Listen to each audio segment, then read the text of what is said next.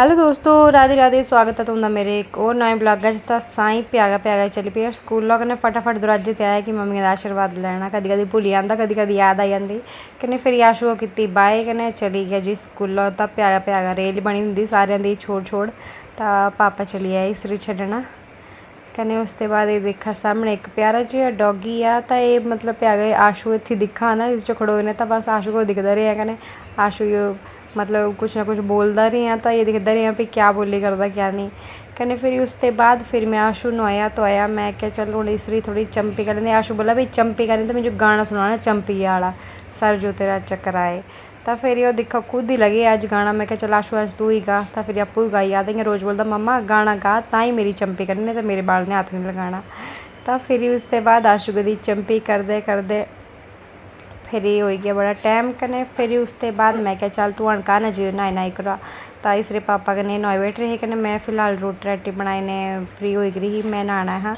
कने ये दोनों लगे रहे कान्हा जी नहाना। तो आशू मंत्र गा दो ओम कृष्णाय वासुदेवाय कने करने लगे वो कान्हा जी जो नहाना।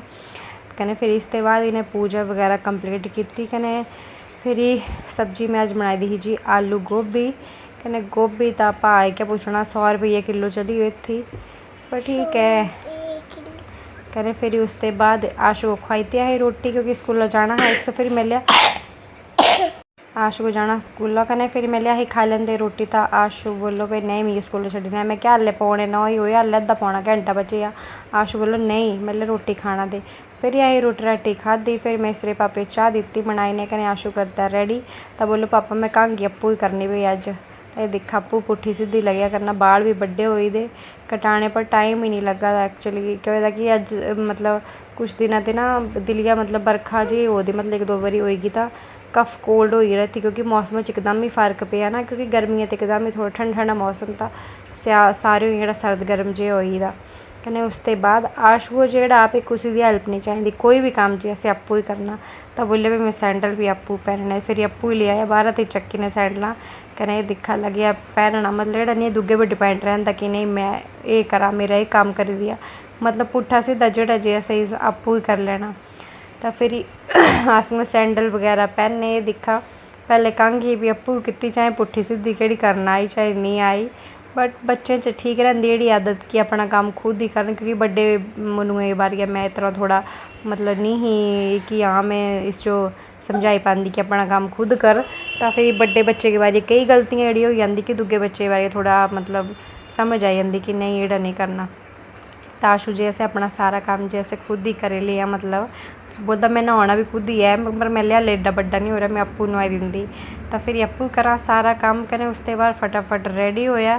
कने मैं जो गलाया भी नहीं कने फटाफट अप्पू बोले ओ मम्मा जी मैं मंदिर में जाया करनी। मैं क्या जुट्टे पाने नहीं जाना।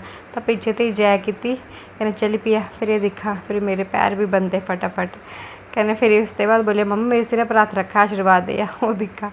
फिर मैं छोटा हाथ रखा कई बार मैं भी भुली जाती। फिर बोले चला पापा यू स्कूल जाने की जल्दी कहाँ रही भई इस जो गांह जाने दुकाना चीज़ी लैनी होंगी मेन तो से मकसद हुआ इसरा। तो प्यागा ही जाने नहीं दुकाना पाई थी जिद पापे ने कि मैं चॉकलेट लैनी। फिर चॉकलेट ली फिर बाय बोले मुझे बोलो भाई पापे बोल पे मिगी चीज़ी लैनी दुकाना मैं ताई जाना। ये देखो एक मनु लेना बोले मैंने और देखो फिर 2 मनु लेना भाइयों भी लेना भाई। तब बड़ी बार कहानियाँ पाए स्कूल जाने जो भी। फिर उसके बाद जी मैं दूध रखी दिया सेकना कने किचन वगैरह किया क्लीन कने भांडिया लगी दा ढेर। तो मैं क्या चला जी हम भांडे धोई लेंदे हैं। यही आंदी यही किचन की लाइफ जो आंदी कभी ख़त्म नहीं होंगी प्यागत लेने राती दियाँ यही चल रही। कने फिर उसके बाद जी मैं भांडे ले पे धोना कने हाले बड़ा काम हा नहाए तो मैं बैठ रही ही। कने फिर उसके बाद हाले में जो कपड़े का ढेर पेदा क्योंकि पिछले दिन हाँ वीरवार कने वीरवार जो कपड़े धोंदे तो 21 दिन इतने कपड़े हो जाते। आशू के तो कम से कम 3 जोड़े बदलोंदे कपड़े के। तो फिर उसके बाद मैं क्या पहले भांडे वाला किचन वाला काम कर लेंदी फिर ता कपड़े धोने। फिर उसके बाद जाने रेस्ट होनी।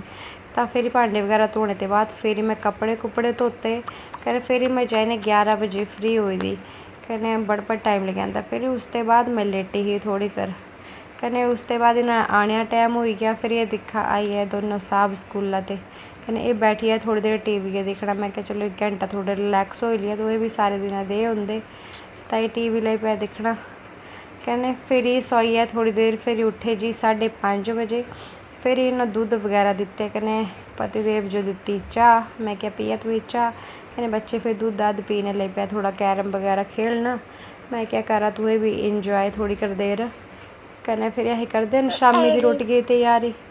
कने फिर शामी दी रोटी बनाई बनूई कने उसते बाद खाधी खुदी कने साएं तक गया सोई, क्योंकि भ्यागा उठिया 6 बजे। तो फिर आज का ब्लॉग इतना ही है। कने ठीक है दोस्तों, राधे राधे।